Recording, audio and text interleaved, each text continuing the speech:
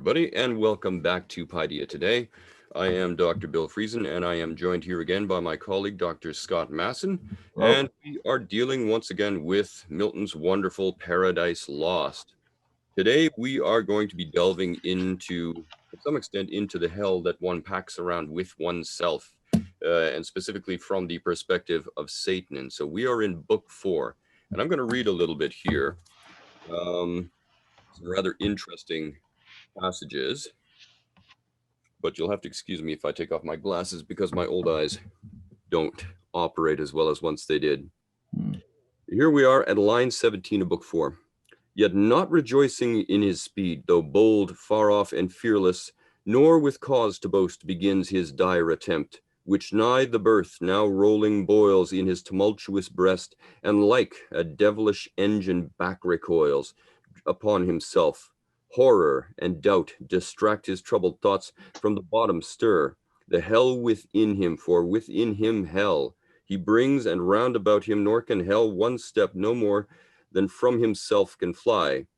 By change of place, now conscience wakes despair that slumbered, wakes the bitter memory of what he was, what is, and what must be. Worse, of worse deeds, worse suffering must ensue. So that's our first passage there. And this is followed not that far thereafter by another passage which touches upon and modulates the sentiments we encountered there. This is from line 67 here. I'm starting a little ways in. Whom hast thou then or what to accuse? But heaven's free love dealt equally to all. Be then his love accursed, since love or hate to me alike it deals eternal woe. Nay, cursed be thou, since against his will thy will chose freely what it now so justly rues. Me miserable, which way shall I fly? Infinite wrath and infinite despair? Which way I fly is hell. Myself am hell, and in the lowest deep, a lower deep still threatening to devour me opens wide, to which the hell I suffer seems a heaven. Hmm. Dr. Masson, those are meaty lines. Indeed. Yes, and they pick up on the theme that we both noted in the last couple of weeks, but particularly last week, about the fact that Satan's boast that though he be in hell, it mattered not, because the mind was its own place and in and of itself could make a heaven of hell, a hell of heaven. It mattered not where he was. And that vaunting boast we see here belied by his own torment at the prospect of paradise and those who he sees in it. And even at the rising up from the depths to see this, he is not looking forward to it. On the contrary, hell is accompanying him and suggesting that hell is something far more than simply a place. It's a relation to God. It's a relational effect, and that relation is as distanced if he is in the proximity of the earth as it is at the distance from heaven, because he is God's enemy. He's his adversary, and so this idea that we need to see Satan in terms not of an opponent, strictly speaking. And this is the great mistake that many make in reading Paradise Lost, I think, is to see um, things in normal literary terms of here's the good guy, here's the bad guy. And in a sense, both of them have their claims. So if you wanted to go back to the Iliad, with which we began the whole series, we had Hector on the one hand, we had Achilles on the other, both great men, both on opposite sides, both respected one another to some degree, but they were at daggers drawn. They were sworn enemies, and only one of them was going to win. But ultimately, Homer portrays Hector in a very sympathetic manner, and we can see something of the greatness of Achilles by virtue of the fact that he's defeated such a great man. We have nothing of that here. Satan is not a character like that. He needs to be seen in theological terms. There is no good for Satan. He does nothing for good. He does everything for the purposes of destruction and evil. There is no enjoyment in it for him, even in doing that. It's only to cause damage. These are not the motivations of a character. There's nothing admirable in this. This is not a gradation, a grayscale. This is not the blurring of the boundaries between good and evil, as I'm reading online. Some people are teaching about Paradise Lost and many other texts by authors such as Shakespeare. There's nothing of that here. God is wholly good. Satan is opposed to his will and is the antithesis of God in the sense that he's the absence of everything good. But he is the absence of it. It's the privation of goodness. And if you don't understand that, you can't understand this text at all. With that in mind, even his thoughts are hellish. There's no place that is not affected by his relationship or the lack thereof towards God. And that includes his mind, which he claimed was this autonomous free zone where he could think whatever he wanted to think and act however he wanted because he was free to do so. This is absurd. He says, which way I fly is hell, myself am hell. No, these are Satan's own words. I don't know how anyone can misread these as I'm hearing people misread them. Do you have a comment, Bill? Yeah, we have to remember, of course, so we've been talking about the nature of evil and the way in which earlier texts, particularly the Divine Comedy, talk about evil as the absence of, I wouldn't even say good, I would take it further. I think this is where it's useful to drag back in this notion of the transcendentals, the necessary adjectives, if you like, though that's incorrect, of God. Well, when we say God, what do we mean? We mean he is beauty himself. He is attributes himself. He is justice himself. He is truth himself. All these things we can kind of agree on, and that's a standard starting position for discussing who God is. And relative to that understanding of who God is, we can get a clearer sense of who Satan is, because Satan is absent from all these things. So even to talk about Satan as being opposed to these various aspects of God is a little bit tricky, because he's not opposed to them, he's absent from them, right, which makes him an enemy. But it's an enemy, as you say, of a very different sort than what we've traditionally encountered in epic especially, but also in other venues as well. There is no good guy, bad guy. There's no chance of one defeating the other. It's never in question, because his war is with God. He's not going to win it. He knows he's not going to win it. And because there's no good thing he can attain, because he's absent from good everywhere, he's exiled from good everywhere, there are no good objectives, as you say. He's not trying to do something which brings him some kind of effect, which makes him happy or content or whatever it might be. Rather, he's stuck in this horrible situation where, in order to realize some kind of relief from the evil that is himself, he actually has to bring others down. And relative to that bringing down, I suppose he feels better in some sense, but better is not really the right word. And of course, all of us can think to people that we've actually met in real life who try to make themselves feel better in terms of status, in terms of emotions, in terms of all sorts of things, by bringing others around them down rather than building themselves back up. And most of us instinctively know that that's not healthy. But nevertheless, it's a tendency. So here, Milton, I think, is taking that to literally an epic degree, as he properly should. We're also we're going to have to also talk a little bit about the nature of heroism. You brought this up with Hector and Achilles. Good, excellent. And this is going to be something that we might have to zero in a little bit more in the next book we're going to look at in this podcast, in this episode, in fact, which is book 9.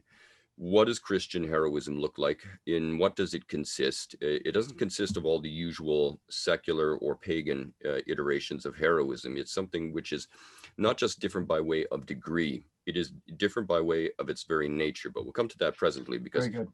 Yeah, because Satan here is something of an anti-hero. So this gives us a backdrop against which we can have that discussion. But this is not yet the time entirely for that.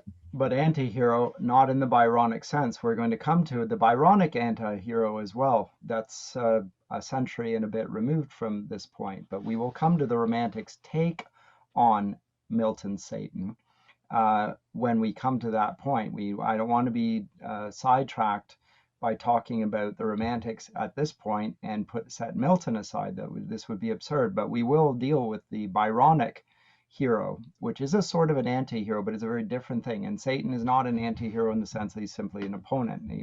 I think we're trying to make that argument very clear. And I don't think there's any author that has blurred the boundaries here or muddied the waters more than Friedrich Nietzsche in suggesting that we're beyond good and evil. That's the problem. That is exactly the problem. And that's actually Satan's claim, is that we can be beyond notions of good and evil.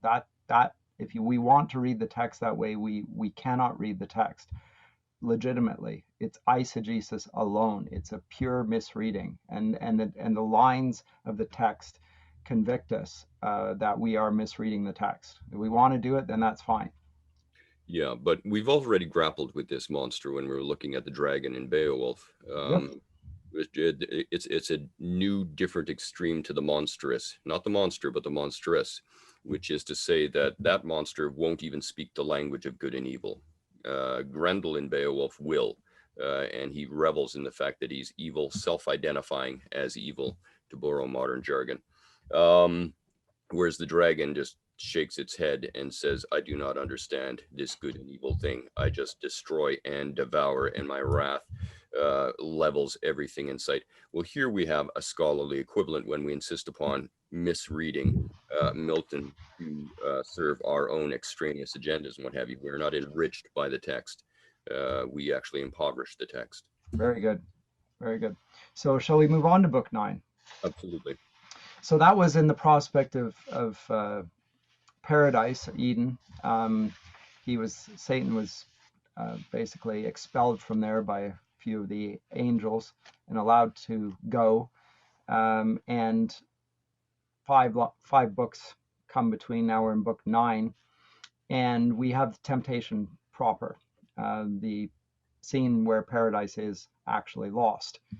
And it's I mentioned a couple of podcasts ago that there were 4 invocations of the Muse in Paradise Lost, books 1, books 3, book 7, and book 9. There's a sort of a parallelism, by the way, there. Books 1 to 6 and books 7 to 12 in the same way. Books 1 and 3 of the 2 halves is a mirror, and there's all sorts of extraordinary parallelisms of structure and so forth within the epic, but we just can't mention that here. But in book 9, he switches the invocation now, and he changes the notes to tragic, he says, because now he's going to talk not about something heroic per se, but about something which is can only be described as tragic, which is the fall of mankind. And when he does that, he announces his epic theme yet again, which you just mentioned, Bill, and what constitutes the particular Christian nature of his tale. And I think we need to read at least a few lines of that. And I'll do that for a second. He's going to switch the notes to tragic.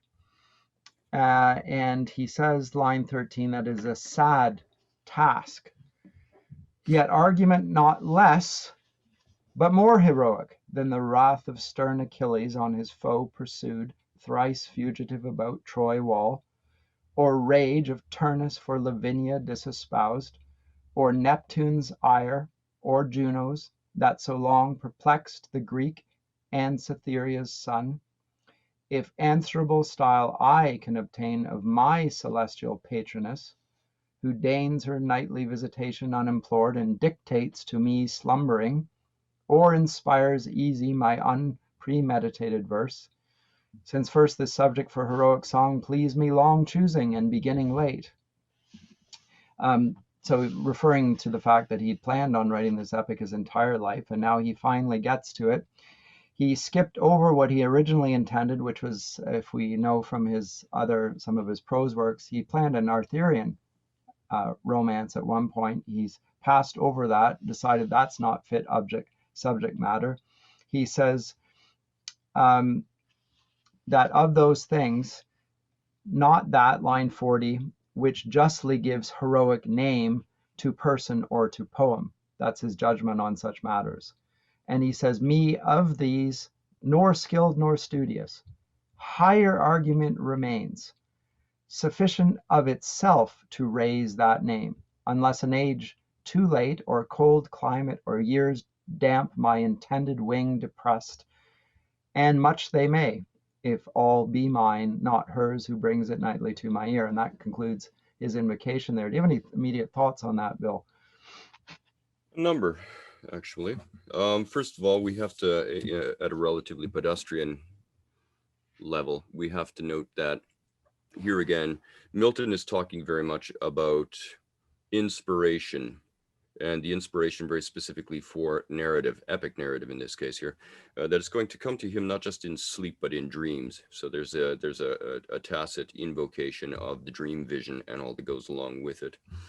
We see once again also, as with the other invocations, that Milton is exploring not just his humility but the nature and motivations of his own humility, and questioning whether or not indeed he is sufficient to the long dreamed of task of actually writing this, because we come to the crux here, we come to the fall, and it's a tragic situation.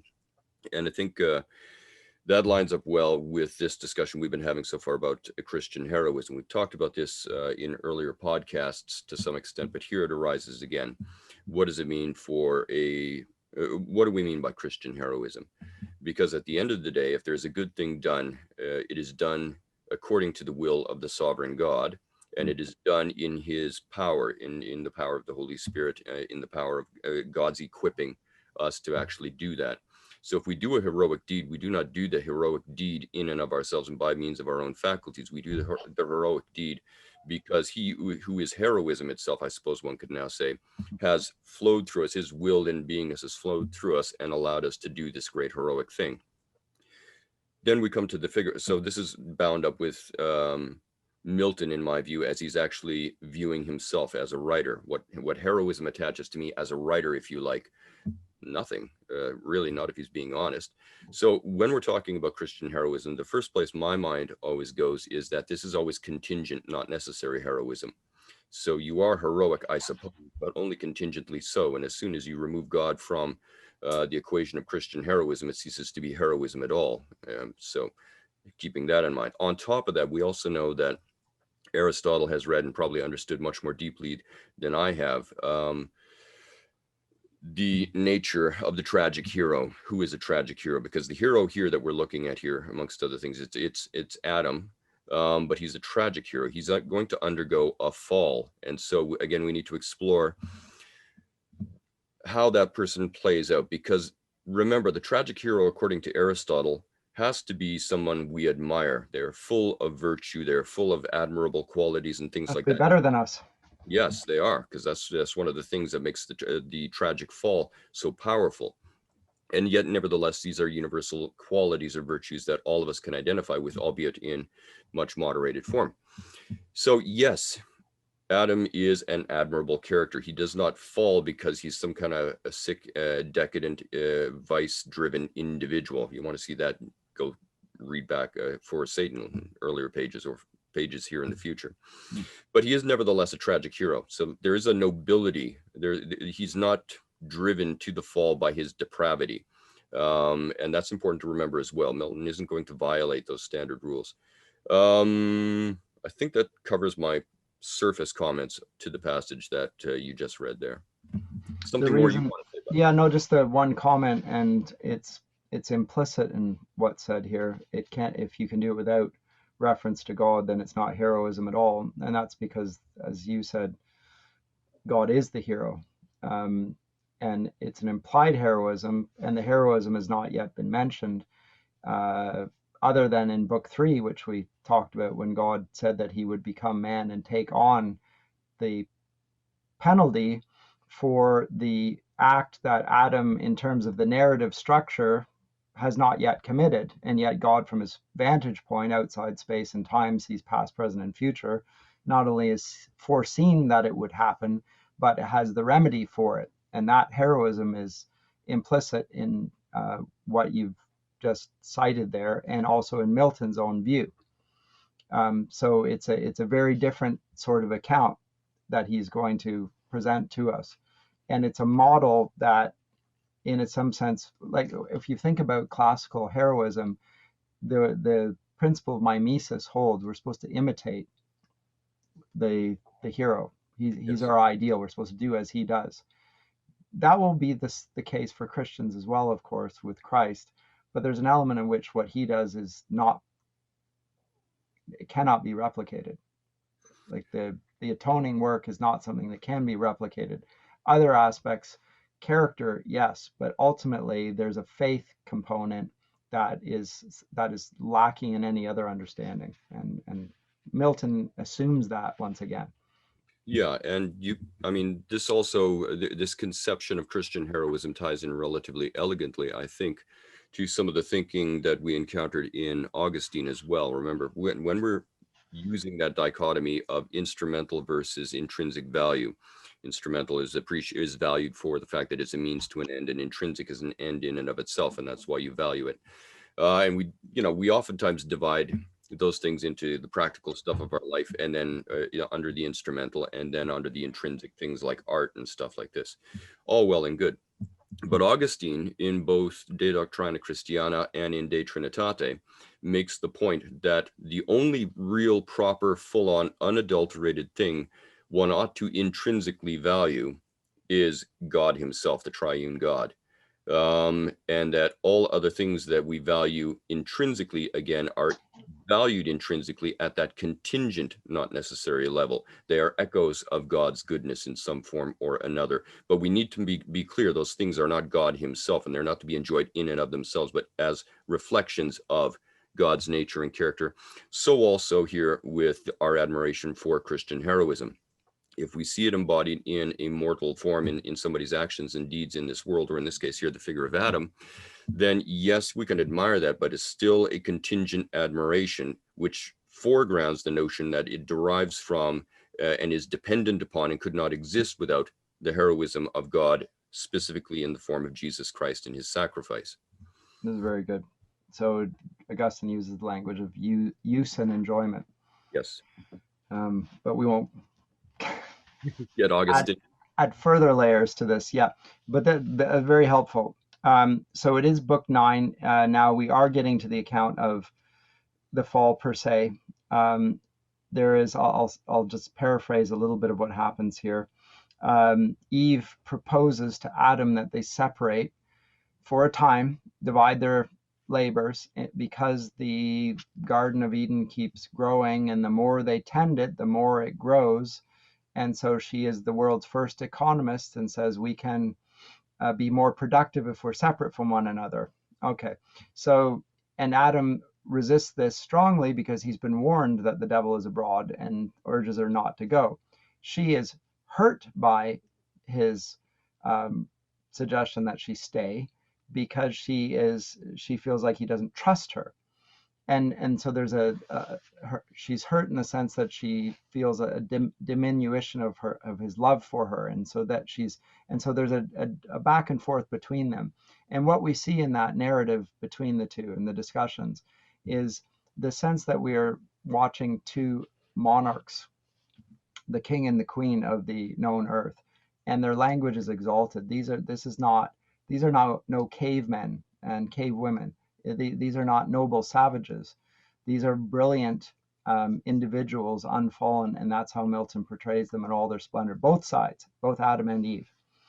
But at any rate, she, in the end, he gives in to her because she says, her argument is that if she is constrained to be by Adam's side, then this is no Eden any longer, because Eden is a free place and I am constrained, and this is no longer what it was if that's the case. And so he says, okay, go then, but go in the knowledge that you are sufficient to stand and free to fall, and that it lies within your power to do this. And so she says, okay, with your permission, then I'll go. And then they separate. Now, one of the things that comes up in my discussions in the class, because in Genesis 1:3 verses 1 to 6, there's some question about whether Adam and Eve are together when the serpent comes and speaks. Because in, I think, verse 5 or 6, it says that Eve eats of the fruit and then gives some to Adam who's with her. Milton interprets there to be a time gap between those verses. I think it's a reasonable supposition. And here's why. And I've flipped back and forth on this over the years, but I think it's reasonable because when the serpent is speaking to Eve, Adam is not speaking. Why is he not speaking when she's tempting, or he is tempting her? If Adam is with her, why is he a silent onlooker? Why is he a post and she is speaking? It makes no sense. First point. Second, in elsewhere it says that Adam was not deceived, but Eve was. I think it's Peter that says this. Mhm. If that's the case, then how do you explain what Adam does in the biblical text, other than that he was absent? So she took the fruit, she ate it, and then after she had already fallen, that he took it and he ate it, and there's no explanation given. It's the bare facts of the matter. So I think that Milton actually may be correct on this. Separate, Well, but has dramatic purposes here as well, of course. yeah, we can employ Occam's razor here, I suppose, if we want. We have to make certain assumptions to explain why he's not chiming into the back and forth of the temptation scene. And the explanation with the fewest moving parts, of course, is the one that you've just suggested. He wasn't there. There are other explanations, but they all get rather busy and clumsy very quickly, and so therefore they're a lot more suspect. Quite right. And I've been back and forth on this one as well here. I have heard this passage presented as being Milton's excuse for Adam and why Adam is not to blame and so on and so forth, and how it's his way of exonerating or exculpating Adam from various forms and species of blame that go along with this. And blaming Eve then, because he's Yeah. a misogynist. Yes, well, that's exactly where the conversation usually goes. And I've had some spirited conversations, you may as well know, with my wife on exactly this scene as well. Oh, okay. Well, Yeah, do tell. good fun, good fun. Anyway, yeah, very, very interesting here, and he is swayed by this ultimately. And notice we have kind of in some senses, an inversion of the love and free will and obedience argument that Milton has been revisiting again and again throughout here. Here now, Eve deploys it against Adam. If I'm actually compelled to be by your side, then I am not free, and this is not a free place, and this is not Eden, because Eden's definition is a place of freedom, amongst other things. And so, am I in Eden or am I not? You tell me. What more do we want to say about that scene? There's a lot going on. And I mean, she's using the same sort of argument that God himself uses to justify allowing the temptation to take place. They're free. They must have the choice. That freedom entails not an absence of the possibility of temptation, but the ability to stand up in it, and the freedom to stand. And she has that. She makes the argument. She makes God's argument to Adam, and Adam is beaten down. He's beaten down by her argument. Yeah. And so again, the charge of misogyny seems a little bit odd if Milton is presenting Eve's argumentation to be so persuasive that Adam is beaten down into submission. He says, okay, there you go. Yeah, if one of Adam's identifying characteristics is his mastery, or at least superiority in terms of reason and reasoning, as is so often suggested, that Milton writes him this way, then we have to ask ourselves, well, then why did he get trounced in this particular debate? He didn't have an answer. So clearly he is not that. But notice also there's another thing here, a nuance that, of course, Adam, the figure of Adam doesn't seem to get. If she is free, then she's free to do something foolish, dangerous. One doesn't want to say evil quite yet, but she's free to make mistakes. And that seems to me is the obvious response that Adam does not make. It's like, okay, you are free, but you're free to make what I think is going to be a mistake. And understand that's where this is going.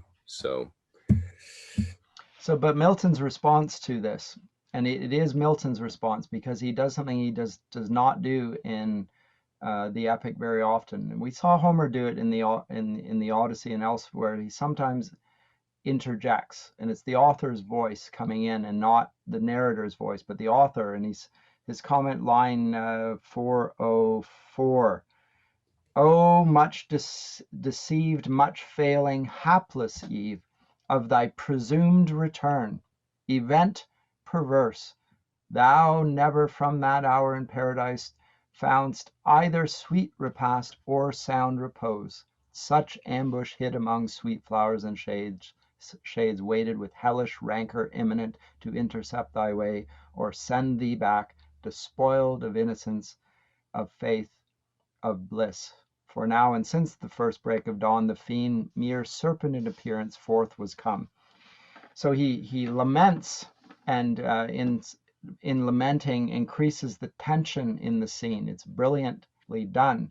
It's he knows the outcome, so do we. But now again, it's casting the gloom on the scene and leading us to this terrible sense of inescapable harm, which nonetheless she has the power to escape, and yet we know that she won't. It's the sort of thing that you get in Hardy's novels, the sense of imminent doom that is, except there's no freedom in Hardy's novel, but never mind. So forget the comment.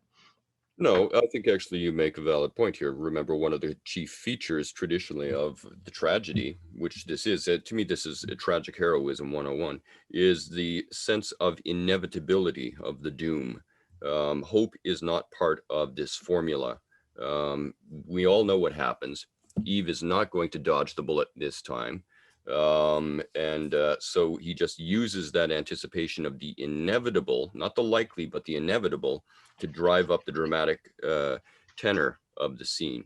So good.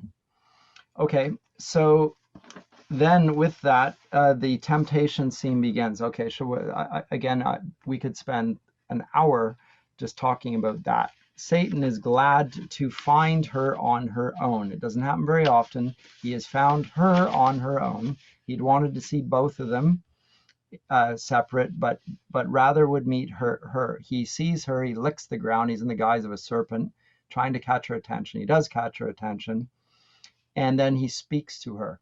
And this is the thing that flummoxes her. The fact that he speaks, because of course she had been told that creatures, she'd not been told that creatures could speak besides Adam and she. And she says, with serpent tongue organic, line 520, or impulse of vocal air, with his fraudulent temptation thus began. And what does he do? He flatters her immediately, praises her, puffs her up. Just like he's puffed up, he puffs her up. Wonder not, sovereign mistress, if perhaps thou canst, who art sole wonder, much less arm thy looks, the heaven of mildness, with disdain, displeased that I approach thee thus, and gaze insatiate, I the single, nor have feared thy awful brow, more awful, thus retired, fairest resemblance of thy Maker fair, thee all things gaze on, all things thine by gift, and thy celestial beauty adore, with ravishment beheld. There best beheld where universally admired. But here in this enclosure wild, these beasts among beholders rude and shallow to discern half what in thee is fair, one man except. And what is one? Who sees thee?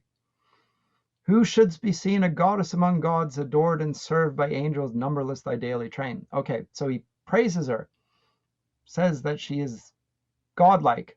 He's already introducing the thought of the very thing that he's going to tempt her with, and the idea that she should become more than what she is. Now, the reason why this is my comment, and I'm curious about your comments, the reason why this appeals to her is that God has given them the commandment to be fruitful and multiply and fill and subdue the earth, and to bring it under their dominion. And so, in a sense, they are to Edenize the earth, to make what is good, God's called good, to make it better, to perfect it. And that includes, to some degree, themselves. They are to expand the human family. There's an element of an increase in their labors. And so it's not unworthy for her to wish more.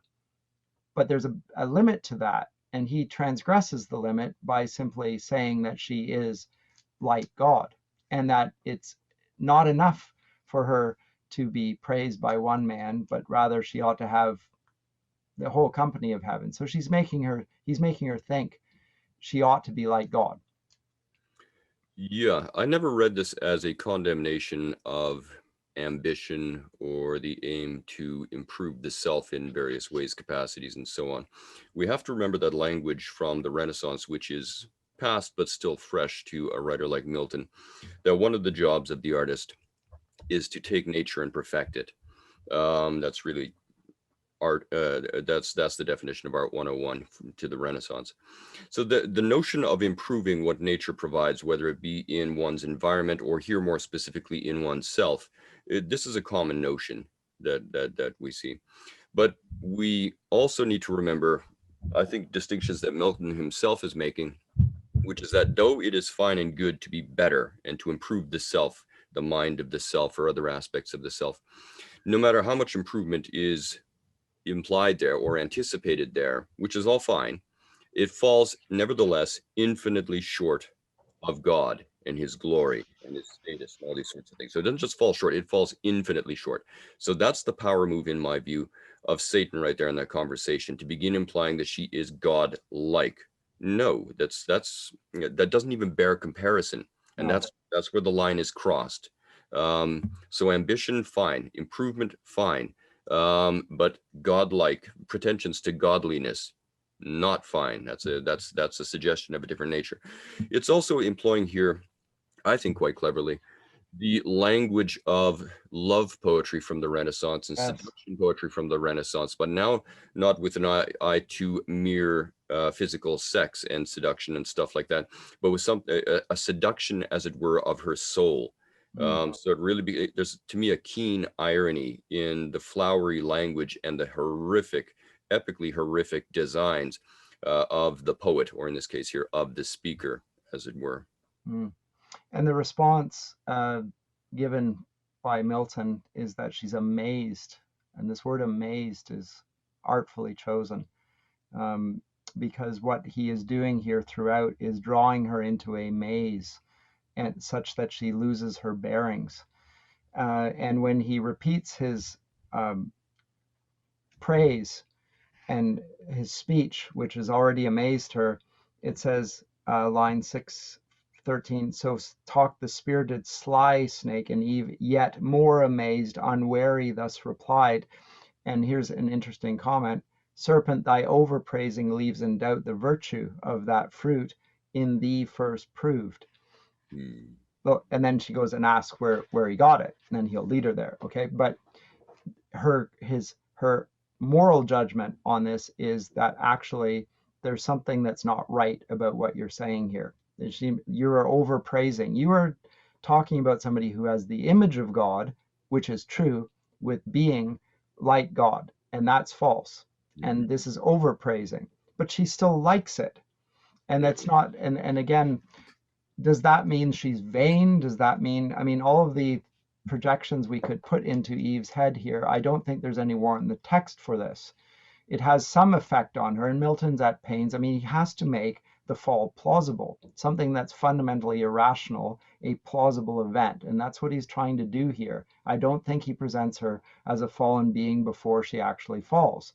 He is showing that how it might be possible that she could consider to do such an act, given the high standing with which she left Adam's side, i.e., bested him in an argument using God's own logic. Yeah, Eve at this point is not a sinner, and her nature is not a sinful nature. And Milton, being clever in all things, but particularly in theology, is well aware of this. So how does she make the mistake? And I would argue that it is indeed exactly that. It is a mistake. Mistakes don't necessarily show a fallen sinful nature. They show they're just a mistake. People with sometimes wonderful intentions mess up. Eve is disoriented by the discourse of the serpent, as you say. Amazed is an excellent word. She's lost, as it were, and seeking to find her bearings. However, notice she is equipped instinctively to sense that something is wrong. So she's not unarmed against these sorts of things. If she is led on, is she led on by pride? Well, pride is a sin, at least as we understand it theologically here. On the other hand, is she drawn in by curiosity? Curiosity is not a sin. It can be profoundly foolish at times, but it's not necessarily a sin. So my instinct, and I'm back and forth on this here, I can probably be convinced in several different directions, but my sense here is that if Eve makes a mistake, she makes a mistake because of curiosity more than anything. She wants to see. Man is a curious creature. So here we are, and off we go. Her reason hasn't protected her. Her instincts has some deep intuitive sense, the famous women's intuition, I don't know what you want to call it, does tell her something's wrong, but curiosity tips the balance in favor of making that great error, accompanying the serpent and all that follows that. But again, she can suffer no harm without choosing it. She is sufficient to stand, and she knows this, and she is able. He directs her to the tree at any rate, and he says, there's the tree where I ate this. And her response is this: serpent, we might have spared our coming hither, fruitless to me, though fruit be here to excess, the credit of whose virtue rest with thee, wondrous indeed if cause of such effects. But of this tree we may not taste nor touch.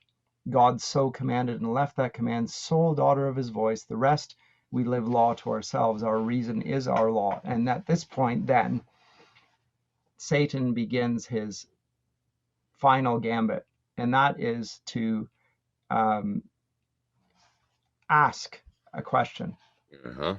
He asks the question. He says, you couldn't do that. And he said, to whom the tempter guilefully replied, indeed, hath God then said that of the fruit of all these garden trees ye shall not eat? Yet lords declared of all in earth or heaven, or earth or air, rather. Okay, so contradiction. He said this, but also said that. First point, to whom thus Eve, yet sinless. So the import of his words, there's a contradiction there, are ringing in her ears. And she replies, of the fruit of each tree in the garden we may eat, but of the fruit of this fair tree amidst the garden God hath said, ye shall not eat thereof, nor shall ye touch it, lest ye die. She scarce had said, though brief, when now more bold the tempter, but with show of zeal and love to man, and indignation at his wrong, new part puts on. So there's a contradiction here, and Satan is the first humanitarian. He stands up on behalf of mankind. How dare he? This, he's indignant, he puts on, and as to passion moved, fluctuates disturbed, yet comely and in act raised as of some great matter to begin. As when of old, and then he gives an epic simile, as when of old some orator renowned in Athens or free Rome, where eloquence flourished, since mute, to some great cause addressed, stood in himself collected, while each part motion, etc. And then what does he do? O sacred, wise, and wisdom-giving plant, mother of science. Now I feel thy power within me clear, not only to discern things in their causes, but to trace the ways of highest agents, deemed however wise. Queen of this universe, do not believe those rigid threats of death. Ye shall not die. How should ye? By the fruit, it gives you life to knowledge. By the threatener, look on me. Me who have touched and tasted, yet both live, and life more perfect have attained than fate meant me, by venturing higher than my lot. Shall that be shut to man, which to the beast is open? Or will God incense his ire for such a petty trespass, and not praise rather your dauntless virtue, whom the pain of death denounced, whatever thing death be, deterred not from achieving what might lead to happier life, knowledge of good and evil, of good, how just, of evil, if what is evil be real, why not known, since easier shunned? God therefore cannot hurt ye, and be just. Not just, not God, not feared then, nor obeyed. Your fear itself of death removes the fear. Why then was this forbid? Why but to awe? Why but to keep ye low and ignorant his worshippers? He knows that in the day ye eat thereof, your eyes shall that seem so clear, yet are but dim, shall perfectly be then opened and cleared, and ye shall be as gods, knowing both good and evil, as they know. What ye should be as gods, since I as man, internal man, is but proportion meet. I of brute human, ye of human gods. So ye shall die perhaps by putting off human to put on gods, etc. I could carry on. But there is a barrage of arguments, all of which on their own seem plausible and have a proportion to them. And the flurry of arguments amazes her, and they go into her heart. And it says, into her heart, too easy entrance 1, line 734. And she's fixed on the fruit. It's noonday. She's hungry. Her body is inclined to eat. Her mind, her soul, all things are disposed towards it, and he leaves her on it, and then whatever. Your comments on the speech, I skipped over some of it, but it just, as I say, just a flurry of arguments, and they are arguments. Yeah. And each individual argument taken individually could be dismantled. But when they come at her in a barrage, in some sense, he overpowers Eve, not with the quality, but the quantity of reasoning. He barrages her with this. And because her mind is saturated with these various arguments, she is in some senses overcome. And as you say, this collaborates with the call of her body for sustenance and things of this nature here. And also notice that Satan is continuously using catalyzing agents. And the main catalyzing agent he uses here is the sowing of doubt. Are you sure? Are you sure? Are you sure? And insofar as we begin to question ourselves, oftentimes quite a healthy response, here it actually opens up gaps in the armor. So along with the barrage, something is going to get through that armor of Eve's mind and start the poisonous job of convincing, which of course is exactly what happens. And in some senses, this is also a great display of just sheer sophistry. Yes. Satan is a master sophist. I'm always bewildered, and I don't want to get sidetracked by the romantics again, but I'm oftentimes baffled by the fact that he is held up in such admirable light when he is pretty well the epitome of the ultimate unreliable narrator. He is literally the father of lies. Why are you taking anything? Do you know how to tell if Satan is lying? He's speaking. That's how you tell when he's lying. Even when he's talking to himself. So, but it's a fabulous scene. It's a great scene. We could unpack this forever and a day, if I'm honest. There's another point I want to talk about, but we can come to that presently. I want to get your thoughts on the scene, the rhetoric here, the persuasive machinery. Remember, Milton is a diplomat. Milton is steeped in politics and debate. He loves debate. So to him, he's in his element here. Dr. Masson. Well, I think the fact that it is as you say, a barrage of reasons, all of which on their own seem to have plausibility, based on the empirical evidence. And in the end, there's not a lot left to her in terms of reasoning. Although Adam had talked about the possibility that there might be some specious form of reasoning that would present itself to you that would make the foul seem fair, and therefore particularly beware of such things. And as I say, Adam had particularly warned her about this, because if it was somebody who had deceived angels, as we're told he had, then he must be persuasive. So do not underestimate your foe. Well, she didn't underestimate her foe. He underestimated her foe by letting her go. Yeah. It could be said. It's the truth of the matter is that there is no way that she could withstand this sort of temptation. She's nonetheless guilty for it. God's pronounced them both guilty. She will take the fruit. We're not going to go through the whole scene here because of time and space. We can do this in some sort of a master class or something at some other stage if we wanted to do such a thing. It's entirely the case that Eve could withstand it if Adam had been present, but they were going to be separated. The fall was going to happen. Eve could have withstood it. She had the capacity to do it, but Satan, standing on his own in her presence, was going to bring her down. That's already been predicted. We knew it would happen. That puts us in the position of, what do we do with this then? Where do we go from here? It describes the fall of mankind. I think Milton has had to stick. Remember, he has to stick to his text. It's not up for artistic representation to deviate from the points here. I think he's stuck with the theology presented, roughly speaking, in Genesis 1-6, and has done so admirably. So there's no wiggle room for him to do other than what he's done here. Nor that God foresaw it, that there was a lamb that was slain before the foundation of the world, I think it says in Revelation 13. So before the foundation, so this was already known that this was going to happen before it ever happened. He also has to put that in the text, and that is there. So there's just this terrible sense of, but couldn't she have, but wouldn't she have? And at the end of the day, the reader has to say, but it didn't happen that way, and there's no other way of presenting it. It was so. We want an excuse for it. We can't get out of the fact that it just is so.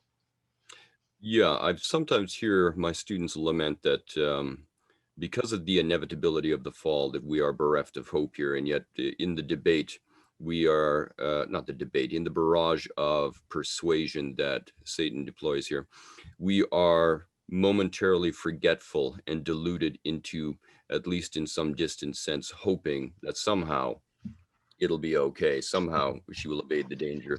But that's illusory. And my students say, that's not really legitimate and fair on Milton's part. And my usual response to that is that actually there is hope, but the hope doesn't come from whether or not Eve will fall and fall to temptation here, what have you. The hope comes from a different source. The hope, quite predictably, again, comes from God in the form of Jesus Christ. That's where your hope is coming from. So it's not a wrong hope; it's a displaced hope that seems to be fostered here on the part of some readers, which causes them consternation, of course. So that this podcast doesn't go on indefinitely, she gives the fruit to Adam. He takes the fruit. He's not persuaded by her arguments. He knows she's fallen, and he does it out of love for her. He cannot be parted from her. He chooses to transgress with open eyes, as it were. Mm-hmm. So in some senses, he's guiltier than Eve. He's not tricked. This is another problem in the text, because she has been persuaded, tricked by the devil, but Adam not. And the fall is not complete until Adam repeats her transgression, which he then does. And then it's interesting to observe the interplay between the two, because they start accusing one another. And in fact, I think book 9 concludes with them, of their vain accusations, there would be no end. That some language to that effect, that there was no ending to the accusation. So now they're acting like Satan. They're accusing one another, right? This is the fruit of this, and they lose control of their own bodily lusts and desires and so forth. So the consequences of eating the fruit act immediately, but not in the sense that they die. Book 10 comes in with God's judgment on this then. An angel comes down, judges what has happened. God gives his verdict that they will die for what they've done, but at the same time promises the Redeemer, which mentioned in book 3. And when they hear that they will die, and yet the death will not be immediate, but what will rather be endemic in the human species. Everyone will become mortal thereafter, and sin will abound, and the world will become more and more wicked.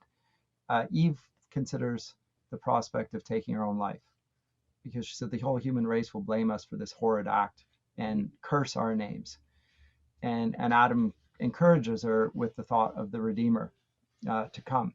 Let's hold on to that. But there's no way of whitewashing the horror of what ensues, and that is then told in books 11 and then book 12. I want to come to the conclusion of this, because it draws together the whole thing thematically, as well as obviously concluding the narrative.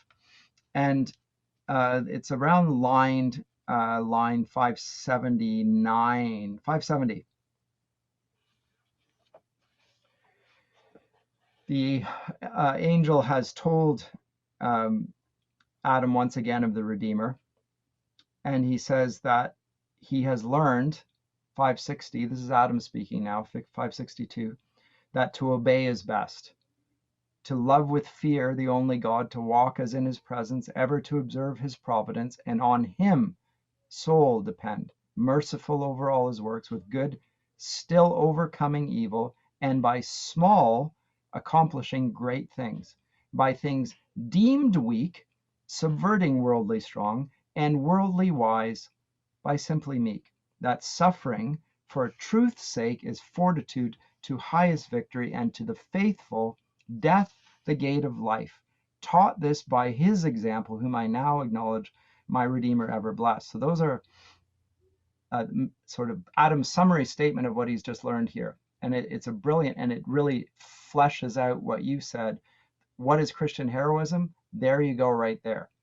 That's the statement of it right there. Adam himself gives it to us.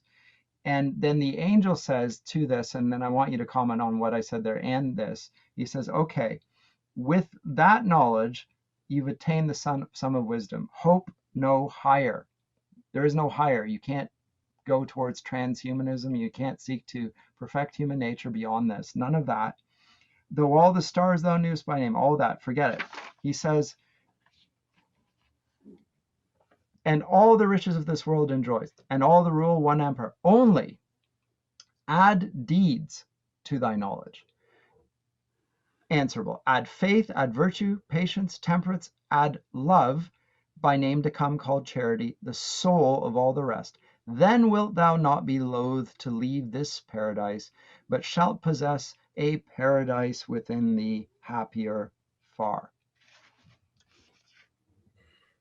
Well, obviously, this scene is riffing off of Satan, who carries the hell within. And you mentioned this previously. Here, Adam is enjoined to carry the paradise within. And so these become states of being, as it were, places within the soul, the mind, stuff like this. And he is given hope. We didn't really talk about, or I didn't really talk about in the readings from book 4, especially, but also to a lesser degree in book 9. The way in which Satan also embodies the sin of despair. This is one of these things that is oftentimes not spoken about. And it's a driving engine, one of the driving engines for Satan, especially in that oscillating scene in book 4, where he's having that Gollum-like conversation with himself, where he seems to be of dual personalities and vying in this agonized way. It's despair that drives him through much of that. But here we found, again, that counterpoint, and we need to be aware of that. Here we find hope, the basis of hope, the fruits of hope, all the things that come out of hope. And so we are very much meant to see the Adam of Milton's Paradise Lost not merely as the fallen Adam versus the second Adam in Jesus Christ, who actually redeems, but also he's a comparative character by way of Satan in terms of hope and despair and the ways in which those drive the character forward. So I've got that to say about this. I also wanted to talk a little bit about what you said there of book 9 briefly, which is that Adam and Eve immediately fall into acrimony. They fall into their sinful nature. And just to be absolutely clear here, and again, this is something I sometimes have to clarify for some of my students, which is that it's not just that they have sinned by way of a singular act forbidden them by God. They have now taken on a sin nature where they are inclined to sin. And this is what we mean by a sin nature. It's not just that they have done something, but they're inclined to do those things in the first place. And that's the fundamental problem. And can't escape doing so, in fact. Yeah. And another thing I should mention here before I forget it is also when Adam decides to eat also of the fruit, obviously he makes an epic mistake, an error, literally of the first order.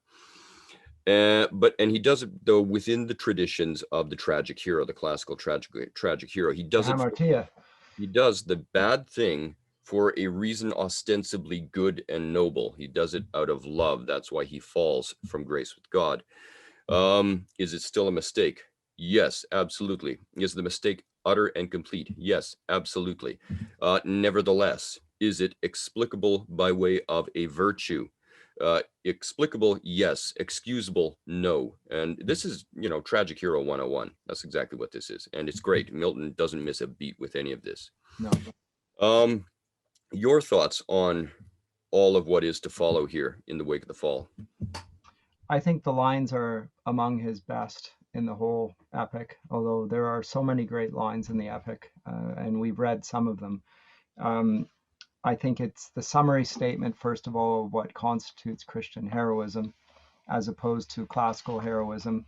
He cited that by things deemed weak, subverting worldly strong. Satan had said right back at the beginning, to be weak is miserable doing or suffering, which is what Achilles himself would have said. There's nothing that pity itself is something that is contemptible. Nietzsche said the same thing. This is the slave. This is the virtue of slaves. It is the virtue of slaves. It's the slaves of Christ for sure.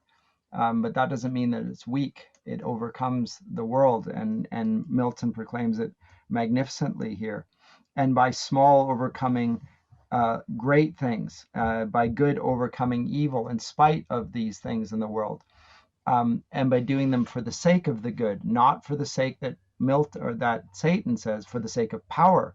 We can dispense with the ideas of good and evil. What matter which, as long as whatever. So the dispense, we're going to get rid of all categories of good and evil. No, you will do it for the sake of the good, for the sake of, even for the sake of suffering.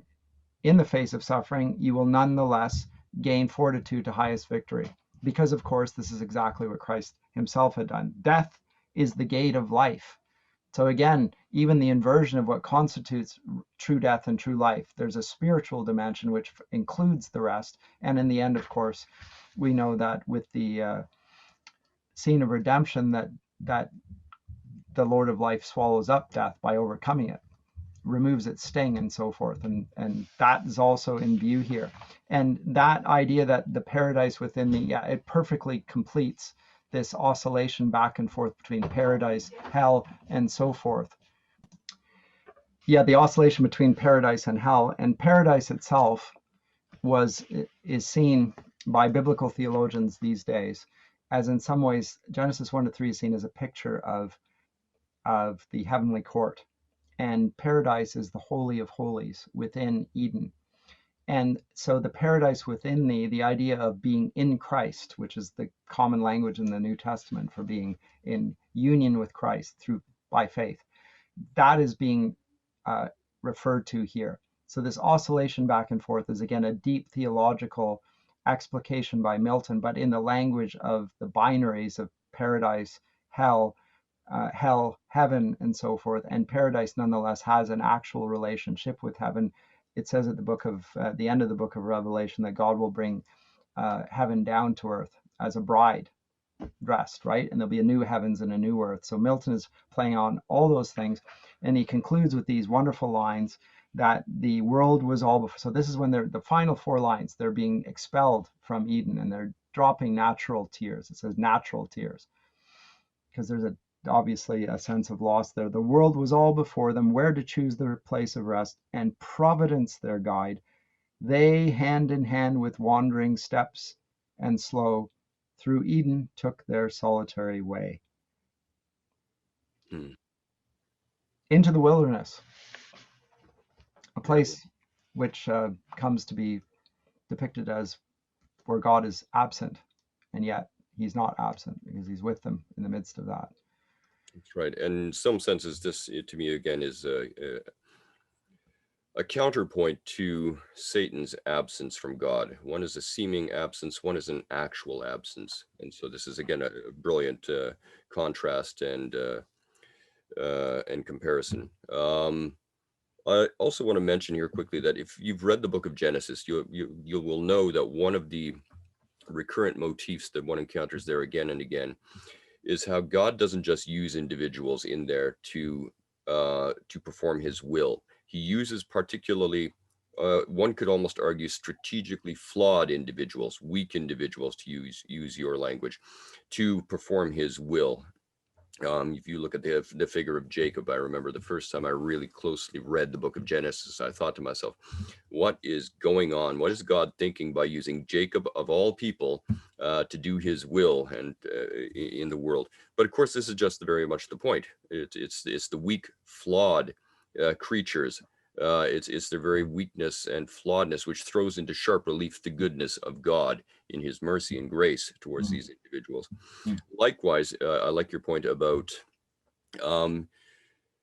performing the deeds. I mean, having goodness in your heart is neither here nor there. The book of James is very clear about this. It needs to be there. It needs to bear fruit. It can't just all be internal, which, by the way, should be a bit of a wake-up call to certain approaches to Christianity nowadays, but that's by the way. But as you say, we oftentimes encounter a fallen world an evil world, which does what it does, not for good or even necessarily evil, because that would then imply some aspects of counterpoint to goodness and things like this. But the discourse we hear continuously nowadays is that what really ought to motivate us, and the only thing that ever really motivates us, is hegemonics, is power. That's all there is. And I've heard this by one writer after another. The dialogue at the end of Paradise Lost in book 12 throws that again into sharp relief. That's a sharp challenge to that worldview, the worldview of Nietzsche and Sartre and Foucault and people like this.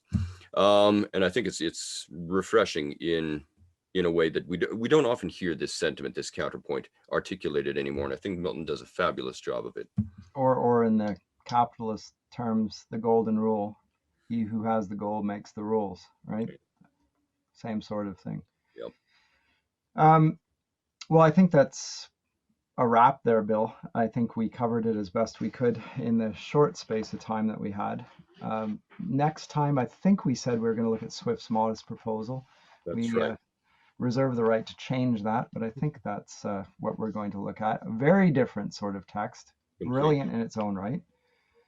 Yeah, it might be thrown again. It might be illustrated rather dramatically in a reading of A Modest Proposal, which is a very typical 18th century piece in certain ways. Just why John Milton wrote the last effective great epic. That disappears. We have not written an effective epic of this sort since the time of Milton. Maybe there will be a time in the future when somebody sits down and revisits the epic. They're not common on the ground, obviously, but we haven't seen one since Milton's Paradise Lost, I would argue. That's for sure. Yeah, and A Modest Proposal to me makes clear some of the reasons why that might be, but we'll talk about that next week. Okay. So I'm Dr. Scott Masson with Paideia today, my colleague Bill Friesen. We bid you adieu, and we'll see you next time. Take care, everyone. Bye.